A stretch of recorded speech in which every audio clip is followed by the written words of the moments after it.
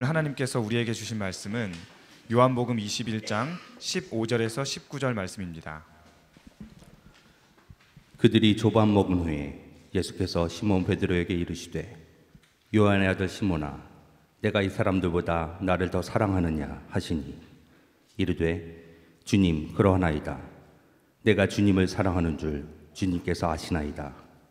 이르시되 내 어린 양을 먹이라 하시고 또 두 번째 이르시되 요한의 아들 시몬아 내가 나를 사랑하느냐 하시니 이르되 주님 그러하나이다. 내가 주님을 사랑하는 줄 주님께서 아시나이다. 이르시되 내 양을 치라 하시고 세 번째 이르시되 요한의 아들 시몬아 내가 나를 사랑하느냐 하시니 주께서 세 번째 내가 나를 사랑하느냐 하심으로 베드로가 근심하여 이르되 주님 모든 것을 아시오매 내가 주님을 사랑하는 줄을 주님께서 아시나이다. 예수께서 이르시되 내 양을 먹이라.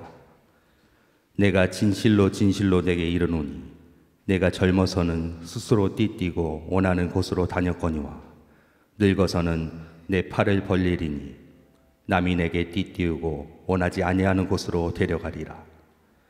이 말씀을 하심은 베드로가 어떠한 죽음으로 하나님께 영광을 돌릴 것을 가리키심이로라.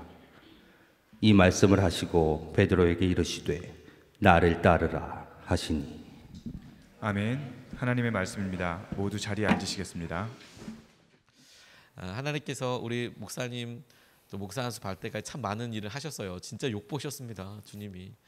그런데 주님께 너무 감사하다고 하나님께서 하실 영광과 드러내실 일들을 우리가 기대하는 마음으로 하나님께 감사하는 박수를 올려드리면서 우리 김성민 목사님 환영하겠습니다. 말씀을 준비하고 또 안수를 받으면서 하나님께 지난 제 삶의 일들을 하나님이 어떻게 이끌어 오셨지, 하나님이 나의 삶을 어떻게 하나님이 계속해서 지금까지 오게 하셨지라고 질문해 봤을 때 사실 좋았던 기억들도 있지만 삶에서 많이 실패하고 넘어졌던 일들이 많이 기억이 나더라고요. 목사님 말씀해 주신 것처럼 정말 하나님 욕보셨다 할 정도로 제 삶의 많은 부분에 넘어지고 실패했던 기억들이 참 많이 났었습니다. 그래서 정말 실패라고 여겨졌던 부분들이 뭐가 있을까 생각해 보니 다른 것 아니라 제가 선한목자교회 5년 정도 사역을 했는데 그 앞에 부임할 당시에 저는 완전히 개인적으로는 실패한 목회자였었습니다. 교회 사역도 완전히 망가져 있었고 저희 가정도 저로 인하여서 참 쉽지 않은 때를 보냈고 또 저 개인이란 한 사람도 참 신앙적으로 영적으로 완전히 무뎌져 있었던 그런 참 실패한 그런 사람이었습니다. 그러다가 선한목자교회 사역자를 뽑는다는 공고를 보고 참 겁도 없이 지원을 했습니다. 그렇게 하고 유기성 목사님 마주에서 면접 보는데 유기성 목사님 첫 질문이 이거였어요. 전도사님은 하나님의 인도하심이 분명하다고 믿으십니까? 이렇게 질문하시는데 머릿속이 정말 하얘지는 것 같았습니다. 일단은 앞에 유 목사님이 앉아 계시다는 것도 굉장히 긴장했지만 한 번도 생각해보지 않았던 질문이었었거든요. 하나님의 인도하심이 무엇일까라고 생각하지 않았던 일이었기 때문에 머릿속이 하얘졌었어요. 사실 제가 선한목자교회에 가고 싶었던 것은요, 선한목자교회가 큰 교회여서가 아니라 그냥 유기성 목사님이 유명한 목사님이어서가 아니라 그냥 저 개인이 살고 싶어서 저 개인이 정말 살아났으면 하는 간절한 마음으로 교회를 지원하고 그렇게 면접을 보는 자리까지 갔던 거거든요. 아무튼 그 질문 받고 아무 생각 나지 않아서 이 말 저 말 하다가 그냥 그렇게 왔습니다. 그리고 집에 와서 아내에게 이야기하길, 야 그래 그래도 그런 교회 가서 면접도 한번 받고 또 너무 귀한 목사님 만남도 했으니 그걸로 됐다. 나는 거의 붙을 가망성이 없다. 그러고 얘기했는데 웬걸 하나님이 얼마나 긍휼하게 보셨는지 며칠 뒤에 연락이 와서 함께 사역하자고, 교회에서 사역하자고 이렇게 초청을 해 주시더라고요. 그리고 정말 저도 살고 저희 가정도 살아나는 것을 정말 많이 경험하게 되었습니다.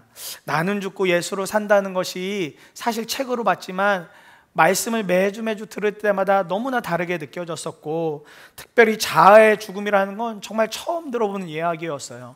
내가 무엇을 그렇게 죽여야 되지? 내 삶에 왜 이렇게 죽여야 될 것이 많지라고 의문이 들 정도로 모든 단어가 낯설었지만 마치 복음을 처음 들어보는 사람처럼, 복음을 처음 들어보는 사람처럼 매 주일마다 정말 눈물의 예배를 드리고 감격의 예배를 그렇게 드렸었습니다. 그리고 무엇보다 아내하고 함께 선한목자교회가 저희도 이제 다음 주부터 5월 한 달 동안 가정의 달을 하지만 선한목자교회가 한 4월 5월쯤 되면 가정 세미나를 한 5주 6주에 걸쳐서 하거든요. 행복플러스라는 이름으로. 그 자리에 그냥 광고를 보고 뭐 여타 다른 교회들 사역자들 그런 행사 있으면 당연히 참여하는 거니까 저랑 아내도 그냥 자연스럽게 참석하자, 참여하자, 당연히 하는 걸 거야. 근데 웬걸요? 갔더니 사역자 가정은 저희 딱 이 한 가정밖에 없는 거예요. 다른 이제 집사님들, 때로는 좀 권사님들, 대부분 요셉교교 성도님들이 많이 계셨습니다. 그런데요, 그 시간에 사역자라는 모든 명찰 다 떼어놓고 그 자리에서 함께 목사님들 강의 듣고 소그룹으로 이야기 나누고 성도님들과 삶의 여러 과정들을 이야기하는데 그 시간에 또 엄청난 치유와 회복이 일어나는 거예요. 무엇보다 그 시간을 통해서 저와 아내가 그동안 오해했었고 잘 알지 못했던 서로에 대하여서, 서로의 감정에 대하여서 서로 털어놓고 이야기할 수 없는 정말 놀라운 치유와 회복을 경험하는 시간이 되어졌었습니다. 참 감사하게 그 행복플러스 마치고 나서요, 얼마 안 있다가 지금 교회에 보면 가끔 뛰어다니고 있는 저희 5살 딸아이를 갖게 되었어요. 하나님 참 신실하신 것 같아요. 그리고 나서 그 다음 학기에는 우리 차 목사님께서 담당을 맡게 되셨는데 저희 가정이 함께 가서 특송도 하고 또 그간 삶의 여러 짧은 이야기들을 간증으로 나눌 수 있는 기회들을 또 경험하고 누리면서 하나님께서 놀랍도록 실패한 저의 삶, 또 실패한 것만 같았던 저희 가정을 놀랍도록 세워가는 것을 경험하게 되었습니다. 우리가 인생을 살면서 사실 누구를 만나느냐가 너무너무나 중요하죠.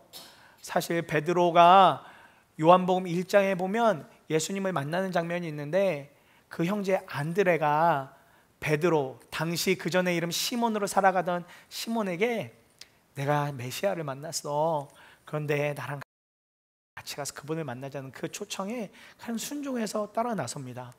요한복음 1장 42절에 보니까 예수님이 그 시몬을 만나고 그 자리에서 바로 이름을 게바라 바꿔주세요. 지금의 베드로란 이름으로 바꿔주시면서 앞으로 너의 삶이 이렇게 될 거야 라고 마치 모든 앞날을 한 단어로 말씀해 주시듯 이름을 바꿔주시는 놀라운 만남을 갖게 됩니다. 그래서 저 개인적으로는 어떤 만남이 정말 중요했을까 생각해 보니까 선한목자교회 사역하게 된 것, 또 유기성 목사님과 또 그곳에서 우리 차 목사님들 그때 처음 만남을 갖게 되었고 그때 동역했던 많은 사역자분들 또 많은 성도님들과 함께 했던 것이 저에게는 하나님이라는 이미지를 완전히 뒤집어 놓을 만큼의 놀라운 은혜요 사건이었었고 또 최근에 이제 제가 정말 감사하게도 예수님의 사람들이 교회에 오게 되면서 차 목사님과 동역하고 또 우리 사랑하는 성도님들과 함께 신앙생활하는 것이 정말 하나님의 은혜이자 하나님의 신실한 인도하심이다 라고 그렇게 붙들어지게 되었습니다. 우리가 함께 읽은 본문은요, 복음서에서 베드로 하면은 가장 유명한 장면입니다. 심지어 얼마 전에 담임 목사님도 설교를 하셨거든요. 근데 정말 제가 겁도 없이 이 본문을 또 설교를 하고 있는 거예요. 그런데 이 본문이 너무나 귀하고 우리에게 주시는 은혜가 있습니다. 그것은 다른 것 아니라 예수님을 3번씩이나 부인하고 떠났던 그 베드로를 예수님이 직접 찾아가셨다라는 거예요. 3번이나 부인하고 예수님 나 저런 사람 모른다 이야기했는데 그 베드로를 예수님이 찾아가시고 심지어 아침밥까지 차려주시고 그렇게 하면서 대화하는 장면입니다. 완전히 실패해버린 듯한 그의 인생 가운데 주님이 찾아와 주신 것이죠. 주님이 찾아와 주신 거예요. 여기서 처음으로 붙들게 된 것은요, 주님의 사랑은 실패가 없다라는 것을 말씀 속에서 붙들게 되었습니다. 15절에 보면 요한의 아들 시몬아 내가 이 사람들보다 나를 더 사랑하느냐. 16절과 17절에 보면 요한의 아들 시몬아 내가 나를 사랑하느냐 이렇게 주님께서 질문하세요. 이 부분에 대하여 많은 분들이 해석을 하시지만 가장 많이 하는 해석은 예수님께서 이 3번의 질문을 통하여서 그 전에 베드로가 3번 주님을 모른다 부인했던 그 일을 완전히 덮어주시고 씻어주시고 하는 장면이다, 그렇게 대부분 많이 해석을 하십니다. 저 역시도 이 해석에 대하여 동의합니다. 그런데 왜 예수님이 3번이나 부인하고 떠났던 베드로 만났을 때 혼내실 수도 있잖아요. 분을 내실 수도 있잖아요. 너 치사하게 진짜 나 버리고 그렇게 갈 수 있냐? 나를 위해서 죽음도 감당하겠다고 하더니 너 그렇게 쉽게 떠나버릴 수 있냐? 뭐 그러면서 이야기하실 수도 있잖아요. 그런데 예수님은요 그렇게 하지 않으시고 사랑을 물으시더라고요. 야 베드로야, 너 나 사랑하니? 야 베드로야, 너 진짜 나 사랑하니? 야 베드로야, 너 정말 나 사랑하는 거 맞니? 주님이 베드로의 마음을 모르셨을까요? 주님이 베드로의 마음을 전혀 아무것도 모르셨을까요?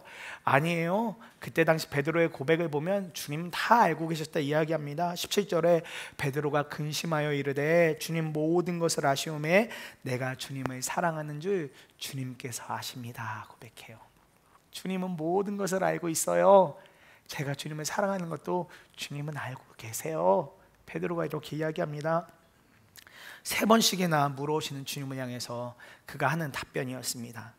맞죠? 예수님은 사실 베드로의 속뿐만 아니라 저와 여러분의 모든 마음도 모든 속사정도 다 알고 계시죠. 그러나 예수님은요 그런 베드로가 직접 그의 입을 열어서 고백을 하게 하십니다.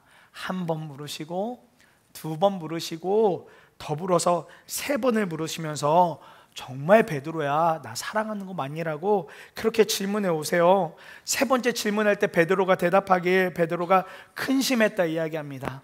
근데 이 근심이 어떤 근심이었을까요? 정말 베드로는 마음 다해서 대답을 했는데 예수님이 계속 물으니까 이런 마음이었던 것 같아요. 예수님 날 이제 믿지 못하시나 보다. 내가 예수님 부인하고 배신하고 떠났던 게 예수님 기억에 남으셨나 보다. 아 우리 예수님 A형 같은 소심한 성격이신가? 이거 잊지 않으셨네? 아마 이런 마음이었을지도 모르겠더라고요. 그런데요 예수님은 그런 베드로 향해서 추궁하듯이 물어본 게 아니에요. 너 왜 나 떠났어? 너 진짜 나 사랑하는 거 맞아? 이게 아니라요 베드로의 대답을 통해 그의 마음의 진짜 중심을 듣고 싶었던 겁니다. 제가 정말 주님을 사랑합니다라는 그 간절한 진짜 고백을 예수님이 정말 듣고 싶으셨던 거예요. 그런 베드로의 고백에 예수님께서 귀를 기울여 주신 것입니다. 사람들은요 저와 같은 사람들은 어쩌면 실패한 사람들 향해서 정죄할지 모릅니다. 저 사람 봐 저러니 실패할 줄 알았어. 저 사람 저렇게 도망칠 줄 알았어. 그렇게 손가락질을 할지 모릅니다. 그러나 우리 예수님은요 손가락질하거나 정죄하지 않으시고 오히려 그의 마음을 확인하는데 모든 것들을 다 집중하셨습니다. 성경에는요 이런 상황을 마주한 사람이 여러 등장하는데 그 중에 한 사람이 삭개오라는 사람이에요. 삭개오라는 사람. 어느 날 이 삭개오가 살고 있는 동네에 예수님이 오신다는 막 소문이 퍼지고 진짜 예수님이 막 저 성문 어기부터 들어오고 계십니다. 그런데 삭개오에게는요 핸디캡이 하나 있었어요. 키가 너무 작다라는 겁니다. 이제 막 예수님이 오신다는 소문에 무리가 막 줄을 섰고 막 가득히 모였는데 그 삭개오 자기의 키로는 감당할 수가 없는 거예요. 그러니까 삭개오가 어떤 결정을 합니까? 주변에 있던 뽕나무를 보고 막 올라갑니다. 나무를 정말 잘 탔던 것 같아요. 그 뽕나무에 올라가서 예수님을 바라봅니다. 그때 예수님이 그 뽕나무 위에 있는 삭개오를 바라봐 주세요. 그리고 내려오라 이야기하시고 내가 너희 집에 같이 있을게, 오늘 너희 집에 같이 갈게 이야기하십니다. 사실 당시 세리라는 직업은요 참 비난을 받고 비판을 많이 받던 직업이었어요. 그냥 순수하게 세금을 걷어들이면 좋겠지만 그러지 않고 세금을 폭리하고 부풀려서 다른 이득을 취하였던 사람들이기 때문에 당시의 사람들에게는 정말 몹쓸 직업의 사람, 비난과 비판을 받는 직업의 사람이 바로 세리라는 직업이었거든요. 그런데 웬걸 예수님이 많은 사람들이 있음에도 불구하고 그 죄인의 집에, 그 불의한 사람의 집에 가시겠다라는 거예요. 사람들이 뭐 수군수군 됩니다. 예수님 왜 저러실까? 예수님 왜 저런 행동을 하실까? 뭐 그러든 말든 예수님은 그 삭개오의 집에 들어가세요. 그러니까 삭개오가 그 예수님에게 누가복음 19장 8절에 이렇게 고백해요. 삭개오가 서서 주께 여짜오되 주여 보시옵소서, 내 소유의 절반을 가난한 사람에게 주겠사오며 만일 누구의 것을 빼앗아 속인 적이 있다면 내 갑절이나 갚겠습니다 라고 진실한 자기의 마음을 예수님에게 그대로 고백합니다. 삭개오의 마음의 중심에는요 예수님이란 분 앞에 감출 것이 없구나, 예수님이란 분 앞에 속일 것이 없구나라는 마음이 분명하게 확신으로 들어차 있었습니다. 이 고백 뒤에 예수님이 말씀하시죠. 이 집에 오늘 구원이 임했다, 이 집에 구원이 오늘 임했다라고 예수님께서 그렇게 삭개오에게 말씀을 해주십니다. 예수님 하신 일은요, 다른 것 아니었어요. 뽕나무 위에 있던 그 삭개오를 바라봐 주었고, 내려오라 하셨고, 그 집에 가자 하셨고, 그 집에서 삭개오의 이야기를 들어주셨어요. 그러는 가운데 놀라운 회복과 구원이 그의 마음과 그의 가정 가운데 임하게 된 것입니다. 사랑하는 주님은요, 정죄하는 것이 최선이 아니라 오히려 사람들의 속에 있는 마음, 그 중심을 보고자 했던 것입니다. 복음서에서 보면 삭개오뿐만 아니라 또 여러 사건들이 등장을 해요. 사마리아 여인을 만나서 남편의 이야기를 묻습니다. 근데 이 여인이 나중에 이야기를 제 남편 없다 이야기해요. 그때 예수님이 그에게 위로하시고, 정말 그를 위로하시고 돌려보내시고, 또 가늠하다 붙잡힌 여인 정말 돌에 맞아 죽기 전에 예수님이 또 만나셔서 그의 마음의 이야기를 들으시고 그의 마음을 만지시고 다시는 그렇게 살지 말라 하고 그렇게 돌려보내셨습니다. 주님의 이 마음이 오늘 우리에게도 동일하게 있기를 간절히 소망합니다. 때로는 나 자신이 죄로 인하여 실패한 것 같아서 나 자신을 정죄하기도 하고, 때로는 그 삐뚤어진 마음 때문에 다른 사람을 향하여서 정죄하고 다른 사람을 향하여서 실패자라고 말을 할 때도 있습니다. 그러나 주님은 그렇게 역사하시지 않는다라는 거예요. 주님은 절대 정죄하지 않는다는 겁니다. 우리의 삶이 낙심되어지고 절망이 될 때도 있지만, 그럴 때마다 우리 자신을 향하여 날카롭게 정죄할 때도 있지만, 성경은 절대 그러지 말라고 이야기하고 있어요. 로마서 8장 1절과 2절에 그러므로 이제 그리스도 예수 안에 있는 자에게는 결코 정죄함이 없나니 이는 그리스도 예수 안에 있는 생명의 성령의 법이 죄와 사망의 법에서 너희를 해방시키셨다 말씀하고 있습니다. 정죄하지 않고 죄와 사망의 법 에서 우리를 온전하게 해방하게 해주셨다. 이것이 우리에게 주신 주님의 말씀입니다. 여러분, 정죄는요, 하나님이 주시는 마음이 절대 아니에요. 마귀 사탄이 계속해서 그 마음을 혼미하게 만들고 좌절하게 만들어서 결국은 주님을 떠나게 만들려는 악한 계략입니다. 실패하고 넘어졌을 때 우리가 할 것은요, 그저 그 일에 대하여 주님 앞에 솔직하게 내어놓고 주님께 마음을 드리는 일밖에 없는 것입니다. 왜냐하면 주님은 여전히 그 순간에도 우리와 함께 계시고 우리의 이야기에 집중하시기 때문에 그래요. 그래서 요한계시록 3장 19절에 이렇게 이야기합니다. 물은 내가 사랑하는 자를 책망하여 징계하노니 그러므로 내가 열심을 내라 회개하라 말씀하고 계십니다. 뭐라고요? 내가 사랑하는 사람 책망하고 징계는 하겠지만 절대 정죄하지는 않을 것이고, 그러니 그냥 열심을 내어 회개만 해, 마음을 다해 정직하게 이야기하면 돼, 내가 너의 모든 죄를 용서해 줄 거야, 그 약속을 하고 있는 것입니다.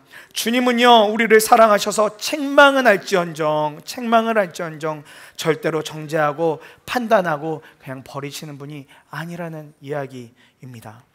마음을 다해 회개하고 주님 앞에 진실을 말하는 것밖에 사실 답이 없어요. 거기에만 답이 있고 거기에만 소망이 있는 것입니다. 베드로가요, 예수님을 이렇게 마주하기 전 그의 속과 그의 마음은 완전히 좌절 모드였었을 것이에요. 정말 완전히 바닥까지 떨어진 자존감이었을 것입니다. 그토록 본인이 배신하지 않을 것처럼 약속했던 그분을 배신하고 심지어 숨어버리기까지 했으니까요.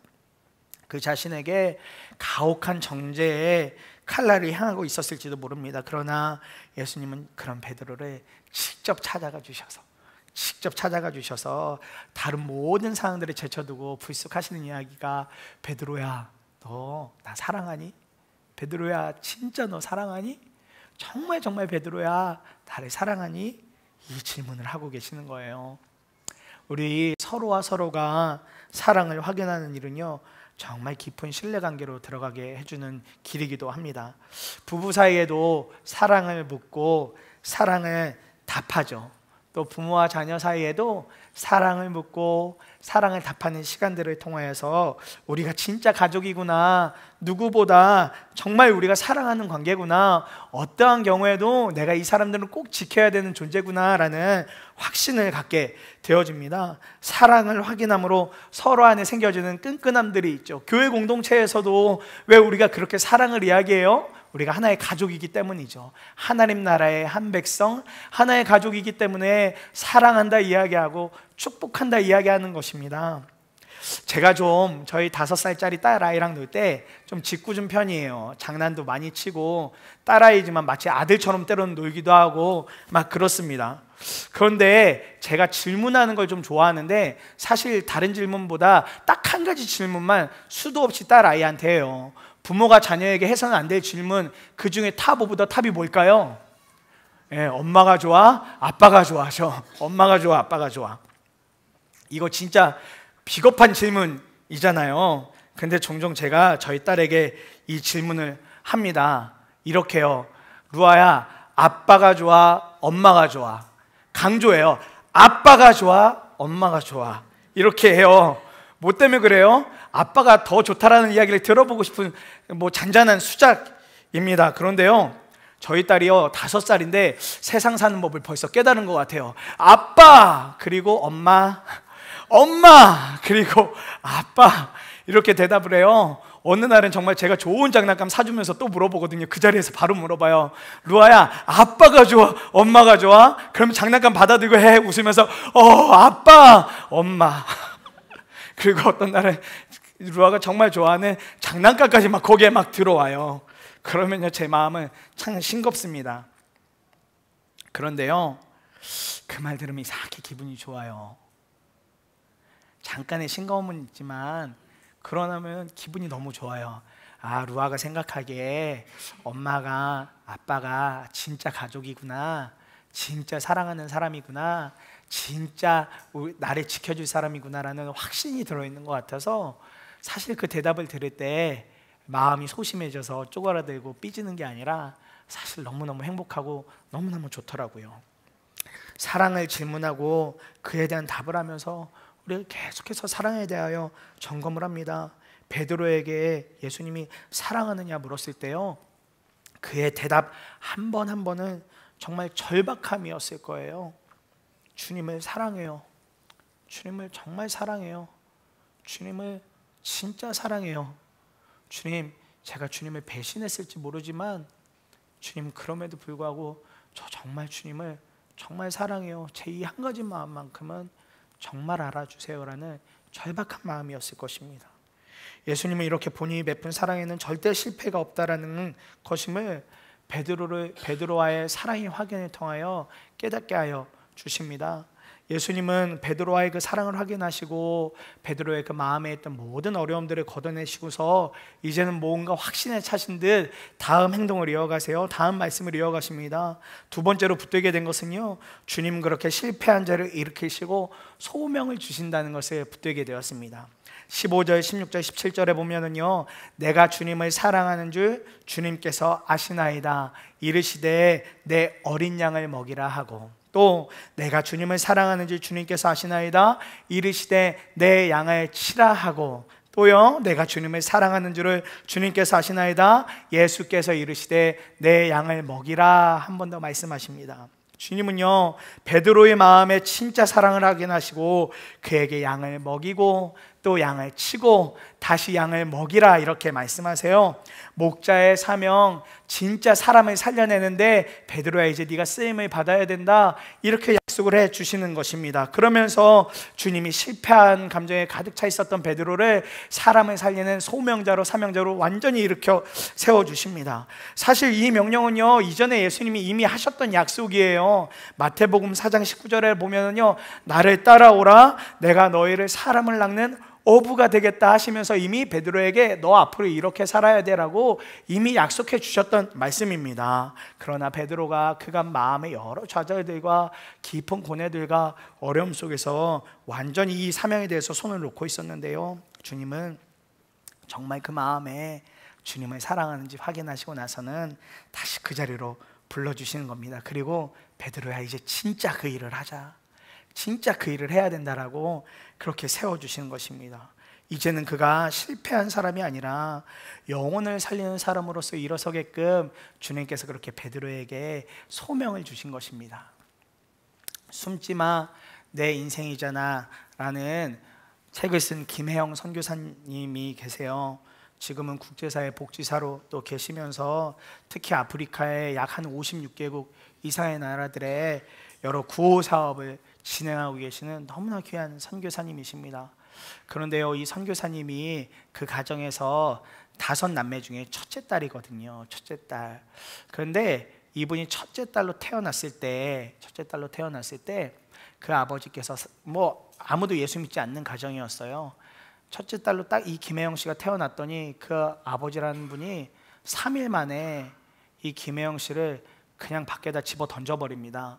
그 피덩이 같은 아이를. 이유는 단 하나예요. 첫째 딸인데 딸이라는 이유만으로. 그때 척추에 심각한 손상을 입고 사실 굉장한 장애를 얻게 됩니다. 김혜영 씨가 지금 키가 134cm예요. 정말 성인이라고 보기에는 안타까울 정도의 몸이죠. 근데 그 가정이요, 그 후에도 너무 큰 어려움을 당해요. 어머니는 정신질환 때문에 시달리고, 그렇게 김혜영 씨를 집어던졌던 김혜영 씨의 아버지는 날마다 술 먹고 그렇게 살다가 어느 날 그냥 자살로 삶을 마감해 버립니다. 김혜영 씨가 자라나고 초등학생이 되었는데 주변에서 들리는 이야기가 정말 저주와 같은 이야기예요. 너 때문에 너희 가정이 이렇게 된 거야. 너 때문에 너희 가정이 이렇게 다 불행하게 된 거야. 초등학생이 감당할 수 없을 만큼의 이야기들을 주변에서 막 이야기하는 것입니다.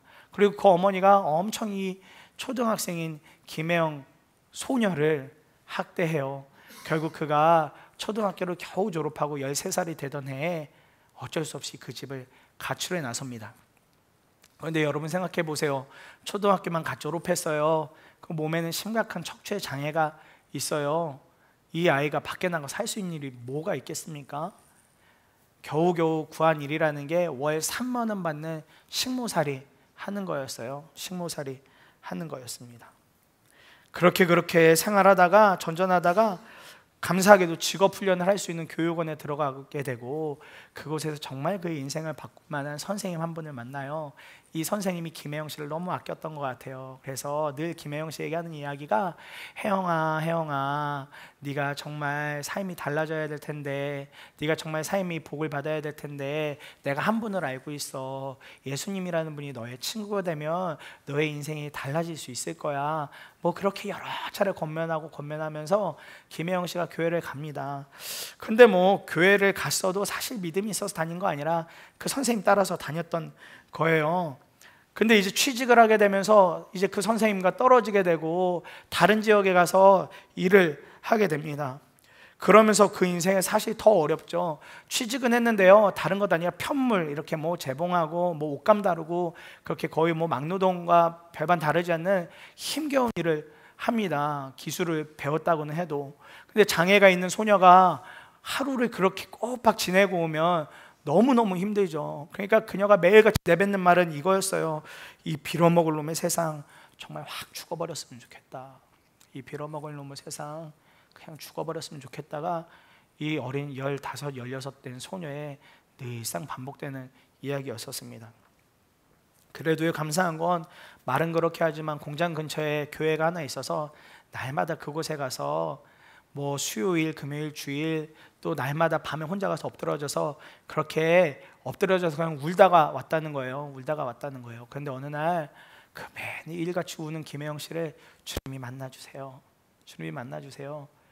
그리고 만나주시면서 위로하십니다. 혜영아, 네가 벌써 죽으면 어떡해. 내가 만든 아름다운 세상도 보고 해야지. 너 그렇게 죽으면 안 되잖아. 여러 위로의 이야기들을 통해서 하나님이 이 김혜영 씨의 마음을 아주 조금씩 바꿔 나가세요. 몇 개월이 지났는데 김혜영 씨의 기도가 바뀌어져 있더라는 거예요. 매일같이 뭐라 말할지 몰라 울고만 있었던 본인의 입에서 감사하다, 오늘 하루에 감사하고 이런 몸이지만 살아가게 해주셔서 감사하다라는 고백이 되어지면서 정말 김혜영 씨의 삶이 바뀌어집니다. 그러면서 하나님 앞에 이렇게 약속해요. 하나님, 제가 이런 몸으로 무언가 할 수는 없겠지만 제 마음만큼은 정말 주님께 드리고 싶어요. 제 마음만큼은 정말 주님을 위해 정말 드리고 싶어요 라는 진실한 고백을 해요. 그러다 정말 그녀의 나이 20대 중반이 되었을 때 하나님이 김혜영 씨에게 진짜 말씀해 주세요. 너를 필요로 하는 곳으로 가라.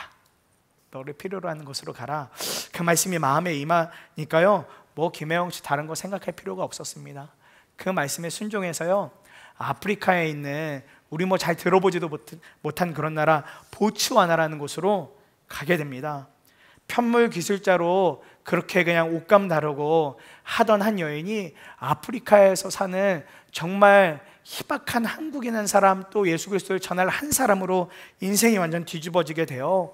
그곳에서 14년 동안에 살면서요, 여러 또 훈련들을 받으면서 그곳에서 하나님과의 관계가 더욱더 깊어지고, 하나님이 정말 얼마나 이 자매를 사랑하셨는지 초등학교밖에 나오지 못했던 자매를 배울 수 있는 기회들도 열어주시고 여러 길들을 열어주셔서 나중에는 미국에 유학까지 가서 사회복지로 석사까지 공부할 수 있도록 하나님께서 그렇게 길을 인도해 주셨어요. 그래서 지금 김혜영 씨가 놀랍도록 하나님의 쓰임을 받으며 또 특별히 아프리카나 못 사는 지역에 특별히 아이들을 살리는데 너무 귀하게 쓰임 받도록 그렇게 하나님이 사용해 주고 계십니다. 그녀가 책에서 이런 고백을 해요. 사랑은 불가항력이다. 그 불가피한 매일의 생활에서 경험하고 실천하면서 인생은 이루어진다고 믿는다. 내 인생에서 일어난 가장 큰 전환은 이 불가항력 사랑, 하나님의 사랑을 만난 일이다. 그 사랑에 감동해서 사람인 나를 먼저 사랑했다. 그 하나님의 사랑에 감동해서 사람인 나를 먼저 사랑했다. 더 나아가 예수님이 너무나도 사랑하신 사람들도 사랑하게 되었다. 기술자가 되거나 사회적으로 성공하거나 좋은 대학에서 공부한 것은 열심히 살아온 결과물이지 나의 본질은 아니다. 나를 사랑하고 사람들을 사랑하는 것으로 내가 진정으로 사랑하는 예수님이 말씀하신 사랑의 본질에 이르려고 노력하는 중이다. 지금은 사랑하려고 노력 안 해도 되는 수준이 되었다. 이 말이 중요해요. 지금은 사랑해도 노력하지 않아도 될 수준이 되었다. 왜인가? 그 사랑이 나를 완전히 덮어버렸기 때문이다. 이렇게 책에서 고백하고 있더라고요. 인생에 완전히 망가지고 인생에 아무 쓸모 없을 것 같았던 한 여인의 삶을 예수님이 이 모양 저 모양으로 사람도 만나게 해주시고 달아주시면서 이 여인의 마음에 완전히 하나님의 사랑으로 덮어주시는 놀라운 은혜를 부어주신 것입니다. 하나님을 알아도요, 주님의 사랑을 진짜 알기 전에는 죽었으면 좋겠다 말하던 김혜영이라는 이 어린 소녀의 삶이 주님을 인격적으로 만나고 주님의 사랑을 진짜 경험하고 실제로 누리면서 완전히 뒤집어져 버렸습니다. 그리고 지금은 영혼을 살리는 너무나 귀한 사명자로 쓰임을 받고 있습니다. 베드로가 예수님을 그렇게 부인하고 3일 동안 그의 행적이 성경에서는 좀 감추어져 있어요. 최소한 3일 동안이요. 그런데 부활하시던 그날 그가 다시 성경에 보면 등장을 합니다. 21전 초반부에 보면 그가 어떤 모습으로 다시 나타나냐면 제자들하고 다시 낚시하러 나가요. 어부의 삶을 살러 나갔을 때 주님이 이 베드로를 만나고 부르세요. 제자들과 함께 부르시고 따뜻하게 아침 밥상까지 차려주시면서 뭐 이렇게 좋은 것을 먹입니다. 그리고 나서 정말 그 베드로에게 사랑을 그렇게 세 차례 질문하셨던 거예요. 그런데 그 3일 동안 잊혀졌던 3일 동안 베드로가 얼마나 어려웠겠어요.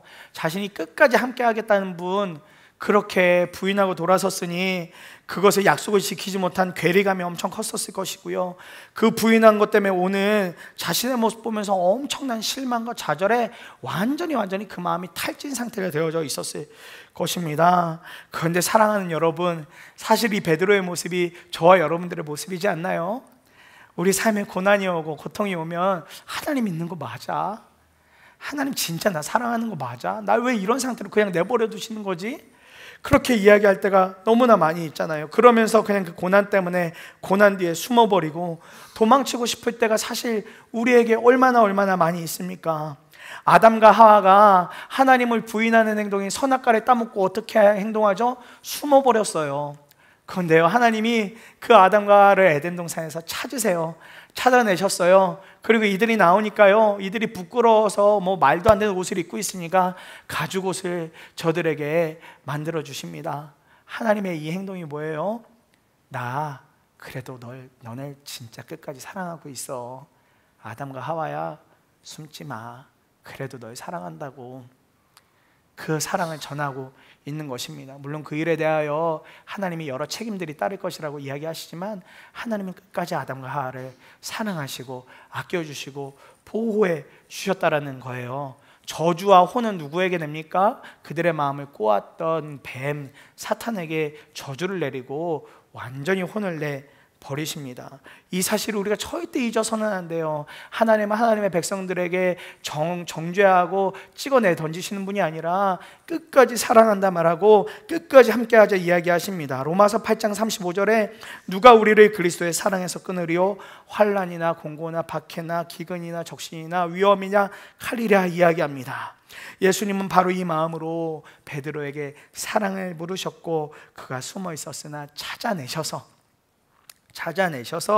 그와 대화를 하시고는 그에게는 이제 베드로야 너 양을 먹이고 양을 치고 다시 양을 먹여라 이러면서 사명을 주신 것입니다. 우리가 지금 당장은 믿음이 변변치 않은 것 같을 때가 있어요.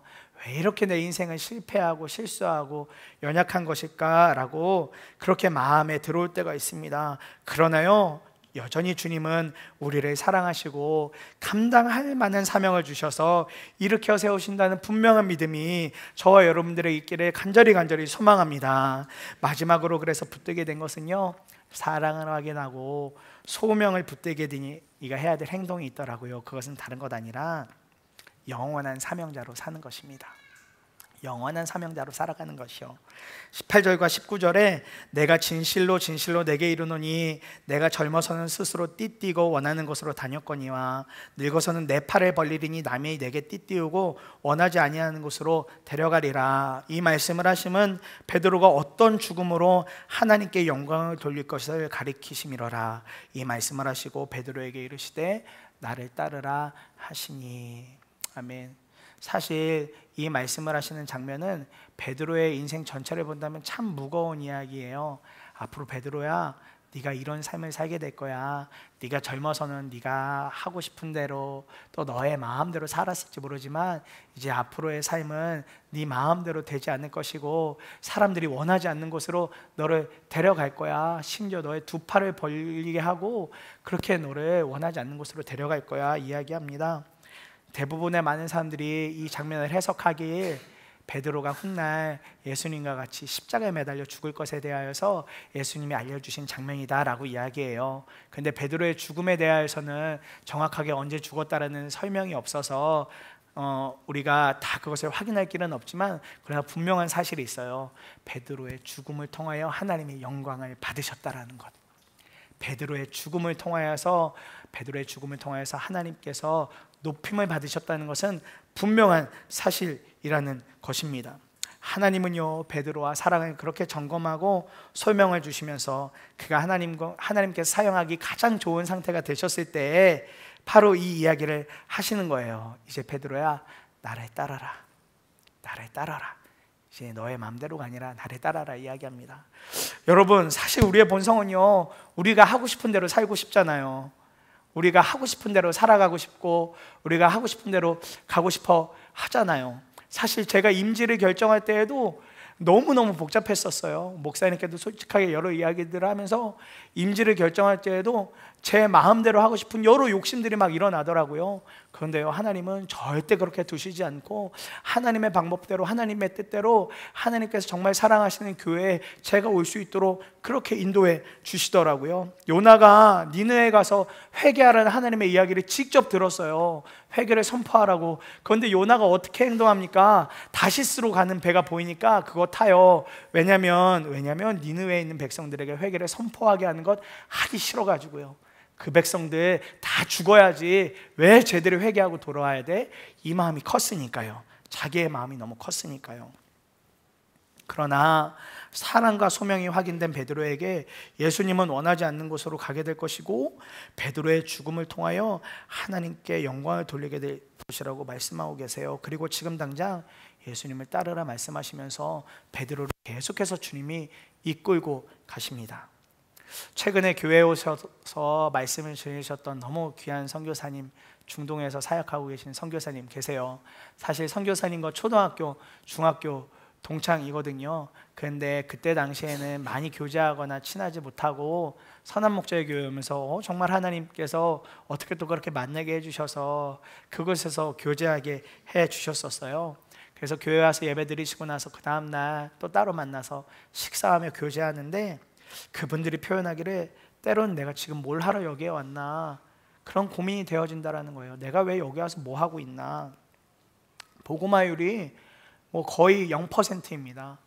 0%. 그 땅에 살아가는 그냥 선교사님들만 예수님 믿는다고 이야기할 정도의 그런 곳이에요. 그러니까 선교 초반에는요, 뭐 또 그 나라 언어가 어려우니까 언어 배우러 학교 다니느라 뭐 시간을 많이 썼고 하니까 뭐 사역을 엄두도 안 나고 또 사역을 할 수 있는 뭐 거리들이 전혀 없는 거예요. 그러면서 그런 마음들, 또 좌절하는 마음들이 날마다 마음속에 들어오더랍니다. 교회에서는 우리를 믿고 후원도 해주시는데 대체 내가 지금 뭐 하고 있나, 내가 겨우 학교 다니려고 여기까지 온 건가라는 좌절과 실패감이 계속해서 들어오시더래요. 그래도 가끔 선교팀이라도 한번 들어오면 뭘 좀 하는 것 같은데 사실 그 나라가 선교팀이 들어가기도 어렵고 또 그렇게 잠깐 들어왔다 나가면 또 긴 시간을 그냥 다시 일상으로 돌아가서 있어야 되니 마음이 때마다 너무 어려웠다라고 그렇게 이야기를 하시더라고요. 물론 기도해요. 기도하고 그 땅을 밟고 기도해요. 그 땅이 정말 하나님의 나라가 되기를 원하는 간절한 마음으로 기도하지만 그의 마음에는 늘 아쉬운 마음이 있었다라는 겁니다. 그런데요, 그럴 때마다 하나님은 전혀 생각하지 못했던 일들을 이 선교사님 가정에 보여주시면서 은혜를 부어주셨다라는 거예요. 그날 예배 중에도 말씀을 해주셨는데 이 지역은요, 연 강수량이 거의 없는 지역입니다. 그러니까 뭐 강수에 대비한 어떤 뭐 배수 시설이나 이런 게 뭐 전혀 없는 지역이에요.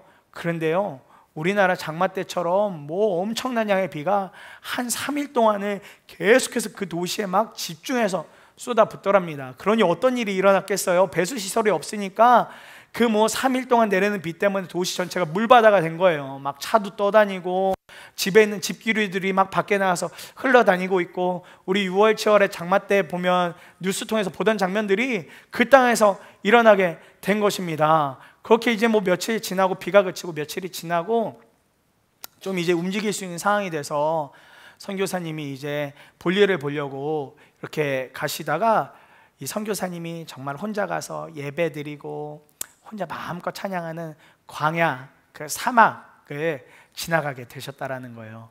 그런데 이 선교사님이 그 사막 지나가다가 깜짝 놀라셨답니다. 아니 글쎄 그 사막 한가운데에 물 웅덩이가 이렇게 가득 생겨져 있는 거예요. 비가 오고 이미 며칠이 지났음에도 불구하고 너무 신기해서 가까이 가봤더니 그 주변에 뭐 우리처럼 힘 있는 풀은 아니지만 힘은 없고 너무 연약해 보이지만 그 주변에 풀 같은 것이 자라나고 있는 것을 보게 되었다라는 거예요. 그걸 보는데 정말 선교사님이 너무너무 울컥하셨다는 거예요. 하나님이 우리를 버리시지 않으셨구나. 하나님이 정말 이 땅에 우리를 보내신 이유가 있는 거구나. 이사야서의 예언처럼 사막에 꽃이 피어 향내리라는 말씀을 실제로 눈으로 완전히 본 거예요. 그러고 나니까 선교사님의 마음이 완전히 뒤집어지고 그때부터는 하나님이 계속해서 일하고 계시다라는 분명한 확신과 믿음 안에서 사역하게 됐다라는 겁니다. 선교사로서 그 땅은 사실 가고 싶지 않은 땅일지도 몰라요. 전도를 비롯해서 정말 아무것도 할 수 없는 땅이거든요. 원래 선교사님이 다른 지역 가려고 기도하고 준비하고 있었는데 선한 목자교회에서 또 있으면서 계속해서 기도하고 선교지를 찾다가 한 번도 품어보지 않았던 그 땅을 결정하고 가게 되셨다라는 겁니다. 지금의 그 나라로요. 그곳에 선교사님이 가실 때 상황이요, 선교사님과 선교사님의 아내 선교사님, 그리고 2살 된 딸아이, 생후 90일 된 딸아이를 데리고 그렇게 그 땅으로 가신 거예요. 후회 없이 감사함으로. 제가 이 모습 옆에서 지켜보면서 와, 진짜 주님의 종으로 사는 것이 저런 것이겠구나 깊은 깨달음이 제 안에 오더라고요. 베드로의 삶을 보고 선교사님의 삶을 보면 정말 영원한 사명에 붙잡혀 사는 것 같아요. 그런데 왜 저와 여러분의 삶을 보면 그 사명에 붙잡혀서 못 사는 것 같죠? 왜 이렇게 나는 사명이 없는 것 같고 왜 이렇게 내 삶은 주님과 좀 거리가 있는 것 같이 느껴질 때가 있죠? 왜 어려울까요? 그것은요, 사명이라고 이야기는 하지만 여전히 우리는 우리 주변의 사람들을 먼저 보고 그들과 비교하는 마음이 있기 때문이다 라고 붙들어졌습니다. 특히나 저에게는요, 남과 비교하면서 좌절을 했던 경우가 너무너무 많이 있어요. 하나님 소명받고 신학교에 뒤늦게 들어갔는데 들어갔더니 그때부터 현실이 딱 다가오더라고요. 어떤 현실이라면 뭐 재정적이거나 다른 현실이 아니라 제가 살아왔던 삶의 환경에서 사역자로 일어선다는 것이 정말 녹록치 않은 일이구나라는 것이 현실로 붙들어졌습니다. 저는 할머니에게서 신앙의 한 대를 온전히 건너뛰어서 저에게 믿음이 왔거든요. 그래서 저희 아버지를 비롯해서 저희 부모님 대 아버지 대는 지금도 아직 예수를 믿는 가정이 한 가정도 없으세요. 아무도 믿지 않으세요. 그런데 신학교에 그렇게 하고 왔더니요, 누군가가 구전처럼 흘러가는 이야기가 있다고 하면서 저한테 들려주더라고요. 여러분, 신라시대의 골품제도를 혹시 아시나요? 성골, 진골, 육두품. 너무 오래전이라 기억이 잘 안 나시죠? 저도 며칠 전에 저 2층에서 아이들이 중학교 역사 교과서를 보고 있길래 봤더니 이제는 잘 모르겠더라고요. 기억도 잘 안 나고. 근데 신라시대에 보면 그 골품제라는 게 있어요. 근데 그걸 예로 들어서 그걸 비유 삼아서 이렇게 흘러오는 구전이 있다 이야기하더라고요. 목사님의 자녀는 성골, 장로님의 자녀는 진골, 그리고 권사님, 집사님을 비롯해서 교회를 다니고 있는 분들의 자녀가 신학교에 오면 그래도 육두품 정도라고 이야기하면서 저와 같은 케이스는 딱 한 단어로 정리를 해주시더라고요. 전도사님 같은 케이스는 해골, 그렇게 이야기해 주는 거예요. 아무것도 아니라는 거예요. 아무것도 아니라는 거. 전도사님 진짜 기도 많이 해야 될 사람이라고 그렇게 이야기해 주는 겁니다. 순간 그 이야기 듣는데 너무 화가 나는 거예요. 어디 감히 나를 보고 해골이라고 하나. 나도 나름 소명을 받고 여기까지 왔는데 내가 해골 취급이나 받아야 되나? 뭐 정말 마음이 그렇게 뒤집어지더라고요. 그런데 또 어느 경우가 정말 좌절이 되었는가, 남과 계속해서 비교가 되어졌는가 하면요, 부모님이 교회 안 다니신다 그랬잖아요. 그러니까 어떤 친구들 오면 막 부모님이 요즘에 나를 위해서 이렇게 기도해주고 있어 이런 이야기 들리면요, 그때도 마음이 쉽지 않더라고요. 사랑하는 여러분, 부모님이 자녀에게 해주는 기도의 밥이 정말 중요해요. 하루에 삼시세끼뿐만 아니라 뭐 정말 먹고 체할 정도로 여러분들이 기도의 밥을 계속해서 자녀들에게 먹여주셔야 돼요. 그거 너무 소중한 일이거든요. 근데 그때 당시에는 그 이야기를 듣는데도 비교가 되어지니까 제 마음에 너무너무 어려워지더라고요. 그래서 정말 고민이 됐어요. 난 잘못 왔나? 나는 신학을 안 하고 그냥 지금이라도 빨리 진로를 바꿔야 되나? 여러 고민들이 있었어요. 심지어 결혼을 하고 아내와 또 우리 장모님이 열심히 기도해 주시는 것 알고 있음에도 불구하고요, 이 마음이 계속해서 마음에서 잘 지워지지 않고 그냥 혼자만 고군분투하는 것 같은 그런 마음이 계속 주변 사람들과 비교하니까 들더라고요. 그러다가 제가 진짜 복음의 말씀 붙들고 마음이 뒤집어지는 것을 경험하게 되었어요. 로마서 8장 26절에 이와 같이 성령도 우리의 연약함을 도우시나니 우리는 마땅히 기도할 바를 알지 못하나 오직 성령이 말할 수 없는 탄식으로 우리를 위하여 친히 간구하신다. 아멘. 우리는 너무 연약한데요, 우리 안에 계신 성령께서 우리를 위해서 최고의 중보자, 끊임없는 중보자가 되어주신다는 이 약속의 말씀이 어느 순간 제 마음에 확 들어오는데 마음이 완전 뒤집어지더라고요. 완전히 뒤집어지더라고요. 그때부터는요, 남들이 누구의 자녀이든 이거 상관없더라고요. 요즘 그래서 저 스스로가 말해요. 난 해골이다, 해골. 그런데 너무 기뻐요. 이것보다 더한 단어가 있다면 그 단어도 이야기할 수 있을 만큼 별로 문제가 되지 않더라고요. 왜냐하면 나를 위해 중보하는 분, 그분이 있대. 그분이 주님이라는 약속이 분명하게 붙들어지니까 아무런 문제가 되지 않더라고요. 그러고 나니까요, 저의 할머니가 기도하는 것도 보이기 시작하고, 제 아내가 기도해 주는 것도 보이기 시작하고, 저희 장모님을 비롯해서 처가의 식구들이 기도해 주는 것이 그때부터 진짜 보여지더라고요. 그러니까 뭐 어디에서 무엇을 해도 아무 염려나 걱정이 없고 사역을 할 때 너무너무나 즐거워졌습니다. 사랑하는 성도님들, 우리가 사명자로 살지 못하는 것은요, 이와 같이 자꾸 주변에 있는 어느 권사님, 어느 집사님, 또 예수 믿지 않는데 보이는 어느 누구누구, 이분들과 삶을 자꾸 비교하니까 자꾸만 어려워지는 거예요. 자꾸만 오그라드는 것입니다. 그런데요, 하나님은 사랑하는 성도님들 한 사람 한 사람에게 사명들을 주고 계세요. 저희 주일만 봐도 아시잖아요.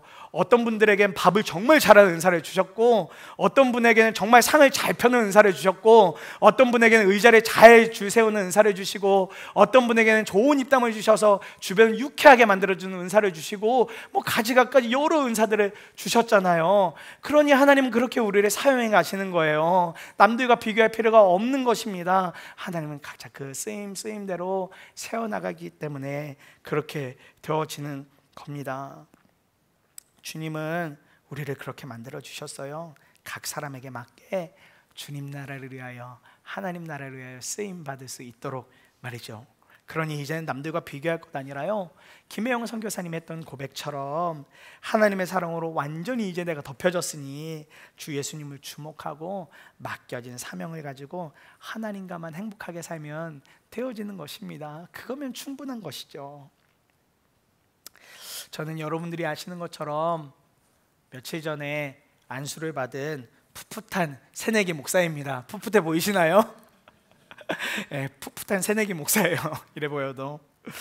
전도사로 사역할 때랑은 또 마음가짐도 달라지고, 또 사역을 대하는 자세도 그 며칠 사이지만 달라지더라고요. 그러면서 또 다른 형태의 사역이 시작되는 때를 마주하게 되어졌습니다. 목사 안수를 받던 날 몇 차례 이렇게 울컥할 뻔했는데 그래도 엉엉 울지 않고 잘 넘어갔었거든요. 처음으로 그 가운을 입었을 때, 어려서 성가대를 열심히 했었는데도 또 목사가 돼서 가운을 입으니까 또 느낌이 다르더라고요. 그러니까 또 한 번 울컥했고, 또 이제 안수 예식을 위해서 본당에 들어가려고 본당 밖에서 이렇게 딱 대기하고 있는데, 그 본당 안에서 양각 나팔 소리를, 이제 식을 알리는 나팔을 뿌 하고 부는데, 그때 또 제 마음이 한번 울컥 하더라고요. 그리고 안수를 받기 위해 단에 올라가서 손을 모으고 무릎을 꿇었을 때, 또 그 붉은색 스토리 제목에 걸려질 때 딱 한 가지만 기억이 나더라고요. 이제 나는 죽었다. 이제 나는 죽었다. 이제는 영원히 하나님의 사명자로, 소명자로 살아가는 것이 하나님에게 있어서 최고의 기쁨이 되는 삶이 되어졌다라는 그 고백 한 가지만 저한테 남게 되어지더라고요. 사실 제 삶에도 많은 위기들이 있었습니다. 그냥 인생에서 실패하고, 그냥 인생에서 매몰당하고 사라져 버릴 뻔한 인생에 하나님을 만나게 됐고, 또 하나님의 은혜와 사랑을 경험하면서 결국은 하나님이 오늘 이 자리까지 저를 이끌고 오셨더라고요. 그거 뭐 하나님의 은혜라고밖에 부인할 길이 없습니다. 그러니 앞으로 인생도 주님께 맡기고 맡은 사명을 잘 감당하겠다는 그 마음밖에 사실 지금 없습니다. 사랑하는 성도님들의 삶에도 분명히 주님은 지금 계속해서 사랑을 부어주고 계세요. 잘 느껴지지 않는 것 같고 보이지 않는 것 같지만 주님은 여전히 여러분의 마음에 대고 이야기하세요. 사랑한다, 나하고 함께 가자라고 계속 이야기하십니다. 여러 삶의 문제로 주님을 외면하고 싶어도요, 주님은 여전히 여러분들을 찾아내시면서까지 사랑한다 이야기해 주시고 싶어 하세요. 질병에 어려움이 와서 육신이 쇠약해져도 주님은 여전히 여러분에게 사랑한다 그렇게 이야기하세요. 그리고 지금의 그 모습으로 아무리 쓸데없는 것 같은 나의 모습일지라도 주님은 소명을 주시고 영원한 사명자로 사용해 나가기를 원하십니다. 절대로 주님의 사랑을 실패하지 않으시고 우리에게 주시는 사명은 영원하다는 것을 여러분 잊지 마시고, 이번 한 주도 그 주님과 함께 동행하시면서 행복하시고 승리하시기를 간절히 축원합니다.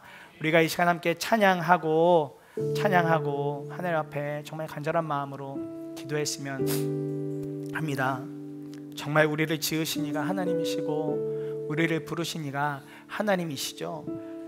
우리를 보내신 이도 하나님이시고 우리를 우리답게 하시는 분, 그분, 그 모든 것이 하나님의 은혜가 됩니다. 우리 나를 지으신 이가 이 찬양을 주님 앞에 올려드리며 더욱더 진실한 고백으로 하나님 앞에 나아가기를 간절히 소망합니다.